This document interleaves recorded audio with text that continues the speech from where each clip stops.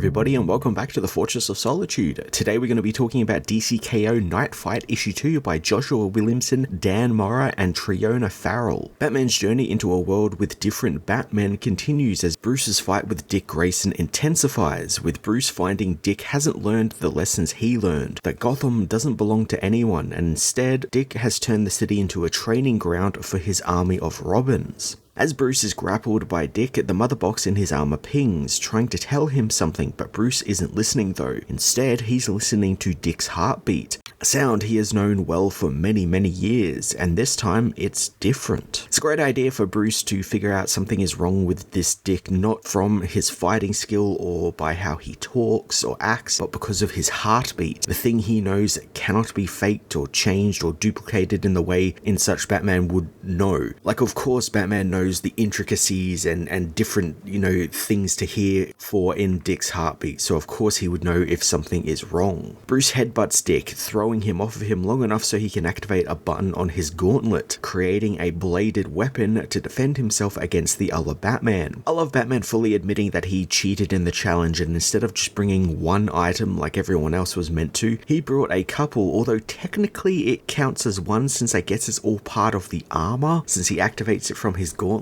So I kind of like he's kind of cheating the rules with technicalities. I also really love that the weapon he conjures is just a Klingon batleth from Star Trek. It just looks exactly like one. Dick wants Bruce to trust him so they can just go home, but Batman knows that he was killed in the tournament by Joker and he tried to escape, but the Heart of Apocalypse did not like that, so it seems to send him to this world as a penance. Dick ignores the words, trying to tell Bruce that he tried to save him after what he did to Jason, Tim, and Damian, but now he understands the man is gone too far and he doesn't need to fight him. The Robins surround Batman, who knows the Robins, along with his heartbeat, was the other tell, since Batman wouldn't let the Robins fight for him, but the Dick Grayson he knows would never let that happen, as Batman always fights alongside their Robin. Batman goads Dick, telling him that his Robins could easily kick Dick's Robins' asses, causing Dick to send his Robins in. Bruce easily fights them off, finding them to be all too soft, wondering if Dick actually trained them at all. I'm kinda liking Bruce getting a bit petty here, trying to goad Dick into messing up and fighting out of anger, where he'll make mistakes, which is something that happens. There's also this hint that Bruce is kinda having a little bit of fun after realizing this isn't all real, so he doesn't have to particularly hold back. He's just kind of enjoying the challenge a little bit. Dick demands that his Robins stand down, lunging at Bruce as he demands that the fight be given to him. Bruce anticipated this, socking Dick in the gut, and the Batman go blow for what seems like hours, as Bruce remembers the first time he ever saw Dick Grayson flying around on a trapeze, noting how he glided through the air with a confidence that Bruce never had at that age. Bruce knows that while it took trauma for him to learn those skills by instinct, the truth is, he always knew that Dick would surpass him, so much so that he didn't think that he needed to be Batman. He could become a better Batman, something which while fighting Dick here, Bruce realizes he has become. Dick manages to beat Bruce down with the batons he has, and Bruce tells him to stop, accepting that Dick is right and he did kill the other Robins and he couldn't handle it. Dick offers him a hand, knowing that once the Lazarus venom wears off of Bruce, he'll see the world for what it really is and come to love it. Bruce takes his hand, thanking Dick for being something he could never be, too trusting. Batman uppercuts Dick in the face, knocking him down in front of all of the Robins. Bruce is playing a little bit dirty here, and I quite like it. He's using what Dick thinks are his strengths as Batman as his weaknesses and exploiting them. He's exploiting the trust that Dick is showing him and everyone else. Bruce tells Dick that he always wants to see the best in people, and it's why he always got along with Superman. But he isn't the real Dick Grayson, as the real one actually trusts people. He doesn't try and control them like this one is. Bruce understands now that the heart wants him to do what he told Superman and not hold back. So he brings the weapon down on Dick, but before he can kill him, Bruce is racked with pain and zapped away, waking up in a black and white world restrained by a straitjacket. Orientating himself, Bruce finds Jason Todd, now a Batman himself, standing in front of him. Jason says that Bruce tried to escape again, so it's time for his treatment. I love the shift in the world here. We're now in obviously a place where Jason became Batman and the other Robins, the Tim, Dick, and Damien all died, and he was the only one left. And I love how we see the shift where it changes completely in the visuals as Dan Mora visualizes the change with black, white, and red colors being the only thing present in this world. The black and white too is kind of a great visual for Jason, and I guess how he views the world. You know, it's very black and white to him. You're either a good guy or a bad guy. You know, you'll be spared or you'll be killed. I'd also like to highlight Triona Farrell's wonderfully vibrant colors as well. They work really well on Dan's penciling, and it's just wonderful. And I think they are the best colorist I've seen do Dan's colors. I know Tamara Bonvillain is often paired with Dan, and she's great as well, but Triona here is just fantastic. Bruce doesn't believe this is real, but Jason wonders what lie he'll come up with this time, and what reality Bruce thinks he's from this time, wondering if he's the one where he has the Green Lantern ring, or Superman's powers, or he's buff and has a giant axe, which is a nice little reference to Absolute Batman. Bruce knows that the heart played its hand, and he's not falling for the same trick twice, but Jason seems to know all about the tournament of the Heart of Apocalypse and the story Bruce has about it, being that Bruce has told this story to him before. He reveals that he thought that Bruce was dead, and that one day he turned up ranting and raving about alternate realities where his brothers are still alive. Jason removes his helmet, revealing that he's much older than he should be as Bruce tries to free himself from the straitjacket. Williamson not pulling the same trick over and over again. You know, the Robins become Batman in their prime and then they fight Bruce. I like that we're not seeing that here, where we're seeing different versions of the Robins becoming Batman. In this case, you know, Jason is older and grizzled and who's been kind of thrust into this role after his brothers were killed. I don't know if it was also an intentional thing, but I also really like that Jason doesn't have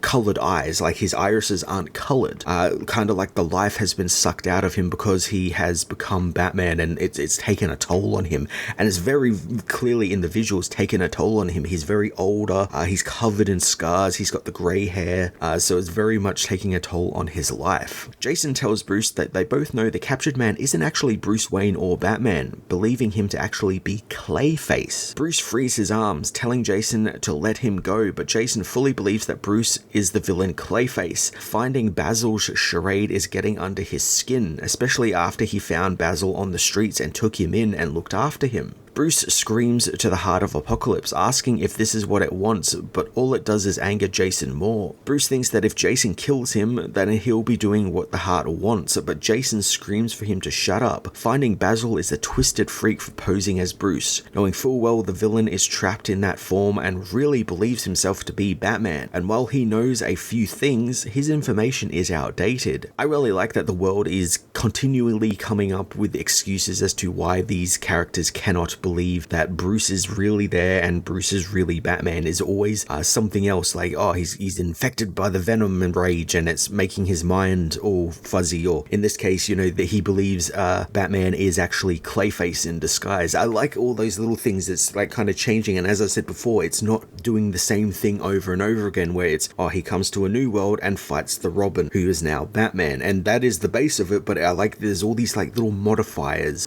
to it to make it interesting. Realizing that he can't talk Jason down, Bruce decides to fight him, something I'm glad happened since, yeah, I don't think Bruce would ever be able to actually talk Jason down fully, and every time he's always tried to in the past, it's always ended in a fight. So I like Bruce is just realizing that quite early on and surrendering himself to the fight the Heart wants. Bruce and Jason viciously attack one another, kicking, punching, and throwing each other around Arkham. As he fights, Bruce knows that the world was crafted out of his fears, and he let Gotham and Jason down, and that by not killing his enemies, he was letting the city and his family and friends down. Bruce knows he'll always find another way, and the Heart wants to see him beaten down for it. He kicks Jason off of him, apologizing to him as he seals the former Red Hood into a cell. Bruce escapes out of the prison as Jason screams that there is no escape from Arkham. Bruce bursts out onto the prison rooftop and into a red-skied Gotham, expecting to hear the familiar sounds of people living their lives, all sounds he's all too familiar with, but instead all he hears is silence. He notices the red-hued skies as Jason arrives on the rooftop, knowing Basil is finally remembering the truth, since he thought he was escaping Arkham, but the entirety of Gotham is now Arkham. Jason reveals that Batman always thought that he leaned into the violence or killing, but he gave all of that up, and the thing he learned from watching Bruce all those years was how to be alone, and just like him, so to save Gotham, he is doing it alone. The visual of this entire city trapped in a giant dome that looks like the original original Red Hood pill-shaped helmet is so fucking cool. There's also obviously shades of Arkham City and Arkham Knight in there as well, beyond the obvious walled-off Gotham and, you know, Jason being there as